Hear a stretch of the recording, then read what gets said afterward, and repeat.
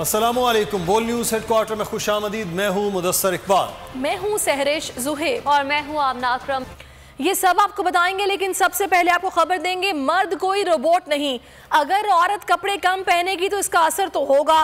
वज़ीर-ए-आज़म इमरान खान कहते हैं कि हमारे यहाँ डिस्को या नाइट क्लब नहीं, ये एक मुकम्मल तौर पर मुख्तलिफ मुआशरा है। वज़ीर-ए-आज़म इमरान की टीवी को इंटरव्यू में अफगानिस्तान में ऑपरेशन के लिए अमरीका को फौजी अड्डे देने के सवाल पर उनका कहना था कि हम अपनी सरजमीन किसी के खिलाफ इस्तेमाल करने की इजाज़त नहीं देंगे। वज़ीर-ए-आज़म का अमरीकी टीवी को इंटरव्यू, उनकी जानिब से कहा गया, मर्द कोई रोबोट नहीं, अगर औरत कम कपड़े पहनेगी तो इसका असर तो होगा। वज़ीर-ए-आज़म इमरान खान कहते हैं कि हमारे यहाँ डिस्को या नाइट क्लब नहीं है, ये एक मुकम्मल तौर पर मुख्तलिफ मुआशरा है। वज़ीर-ए-आज़म ने अमरीकी टीवी को इंटरव्यू में अफगानिस्तान में ऑपरेशन के लिए अमरीका को फौजी अड्डे देने के सवाल पर इनका कहना था कि हम अपनी सरजमीन किसी के खिलाफ इस्तेमाल करने की इजाज़त नहीं देंगे।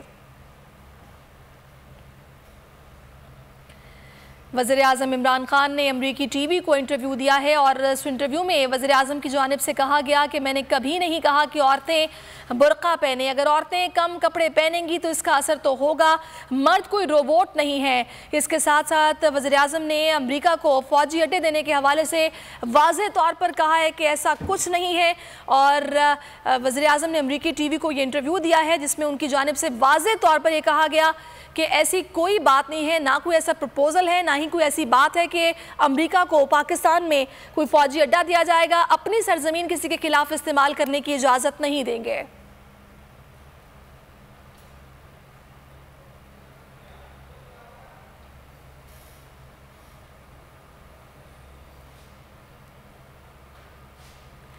मैंने कभी नहीं कहा कि औरतें बुर्का पहनें और औरतें अगर कम कपड़े पहनेंगी तो इसका असर तो होगा। हमारे मुल्क में ना तो कोई क्लब है, ना तो कोई डिस्को है, हमारा मुआशरा बिल्कुल मुख्तलिफ है और मर्द कोई रोबोट नहीं है। अगर औरतें कम कपड़े पहनेंगी तो इसका सोसाइटी पर असर तो होगा। वज़ीर-ए-आज़म ने अमरीकी टीवी को इंटरव्यू दिया। और मुश्तरका मफादात कौंसिल ने नेशनल इलेक्ट्रिसिटी पॉलिसी की मुतफ़िक का मंजूरी दे दी है। वज़ीर-ए-आज़म की ज़ेर सदारत इजलास में चारों वज़राए आला ने शिरकत की। इजलास के बाद प्रेस कॉन्फ्रेंस में वफाकी वज़ीर हमाद अज़हर ने कहा कि नई इलेक्ट्रिसिटी पॉलिसी 10 साल के लिए है। पॉलिसी का मरकज़ी हदफ मुसाबकत और कम से कम लागत है। नई पॉलिसी के तहत माहौल दोस्त और सस्ती बिजली मिलेगी। आज अल्हम्दुलिल्लाह ये एक तारीखी मुकाम है कि हम एक नेशनल इलेक्ट्रिसिटी पॉलिसी बनाने में कामयाब हुए। अब इस पॉलिसी के तहत तमाम असूल वज़ा किए गए हैं सारे सूबों से मिलके कि एक ट्रांसपेरेंट यानी शफाफ तरीके से लीस्ट कॉस्ट बेसिस पे सबसे कम प्राइसिंग के ऊपर ओपन कम्पिटिटिव बिडिंग के ज़रिए यानी कि खुलेआम बिडिंग के ज़रिए इन जो है वो प्रोजेक्ट्स अप्रूव भी किए जाएंगे या डिसअप्रूव किए जाएंगे और आपके पावर प्लान के अंदर वो शामिल होंगे। अब ये क्योंकि पॉलिसी आ गई है, अब अगला स्टेप है कि इस पॉलिसी के नीचे तो 10 के करीब या ज़्यादा 12 के करीब हम सब पॉलिसीज़ बनेंगी, जनरेशन की, ट्रांसमिशन की, रिन्यूएबल वगैरह वगैरह, और वो एक नेशनल इलेक्ट्रिसिटी प्लान का हिस्सा बनेगी। हम अब इंशाअल्लाह ताला बिजली की तरसील, बिजली की पैदावार और उसकी फराहमी और उसकी टैरिफ सेटिंग जो है उसके ऊपर हम अब आहिस्ता आहिस्ता उसको ठीक सिमत में ले चलेंगे। इस पॉलिसी के अंदर जो असूल तय हो गए हैं उन असूलों की बुनियाद पे एक नेशनल इलेक्ट्रिसिटी प्लान बनाया जाएगा जो कि इससे भी ज़्यादा एक जामिया डॉक्यूमेंट होएगा और उसके अंदर हर चीज़ की ज़्यादा गहरी तफसील होएगी। वज़ीर दिफा परवेज़ खटक ने अपोजिशन लीडर शहबाज शरीफ को मनाजरे का चैलेंज दे दिया। कौमी असम्बली में खिताब में कहा, केपी चलें और कोई गरीब ढूंढ कर दिखाएं, कहाँ है गुर्बत। अपोजिशन महंगाई का ड्रामा कर रही है। मियाँ साहब की परफॉर्मेंस ऐसी थी कि पंजाब ने उन्हें मुस्तरद कर दिया। कौमी असम्बली में इजहार ख्याल करते हुए कहा, वज़ीर आज़म ने मुश्किल हालात के बावजूद मुल्क में रिकॉर्ड तरक्की की। मैं अभी भी कहता हूँ, ये कहता है लोग, फिर मुझे निकाल के बताओ कि कौन इस वक्त बेरोजगार है। मैं अपने सूबे की बात करता हूँ तो कहाँ पर गुर्बत आ गई। गाड़ियाँ नहीं थी किसी के पास, मोटरसाइकिल नहीं थे। आज हर एक जो है अच्छी ज़िंदगी गुजार रहा है। ये बिल्कुल गलत प्रोपेगेंडा है कि लोग भूखे हो गए। मेरे सूबे में आओ, मैं आपको फिराता हूँ, मुझे कच्चा मकान दिखा दो तो मैं कहूँगा कि ये मुल्क पीछे जा रहा है। मैं अपने सूबे की बात करता हूँ, आए मेरे साथ फिरें, मुझे गरीब पैदा करके दिखा दें तो फिर मैं कहूँगा कि तुम बोले सच बोल रहे हो। ये सारा एक ड्रामा है, ये अपोजिशन का ये ड्रामा है और ये ड्रामा नहीं चलेगा। ये अल्लाह का शुक्र है कि इमरान खान के सही फैसलों से पाकिस्तान की इकॉनमी को नुकसान नहीं पहुंचा, थोड़ा बहुत पहुंचा होगा लेकिन वो कंट्रोल में आ रहा है। मैं इस फोरम से जनाब शहबाज शरीफ को चैलेंज करता हूँ कि आए मनाजरा करते हैं। आपकी 20 साल की कारकर्दगी और मेरी 5 साल और ये मौजूदा 3 साल की कारकर्दगी से बहुत, अगर मियाँ साहब की कारकर्दगी अच्छी होती तो पंजाब उसको रिजेक्ट करता, उसको तो रिजेक्ट किया गया है।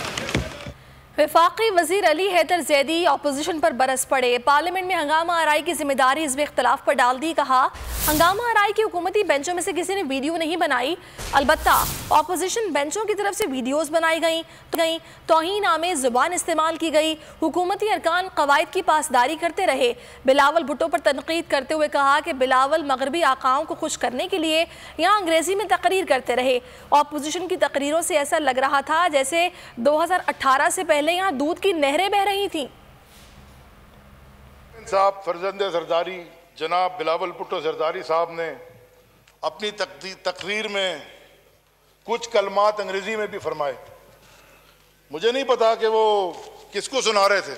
What has been happening in this August House is actually a case study of morality, not morality but selected morality. Only one side of the picture is shown to the outside world. Why?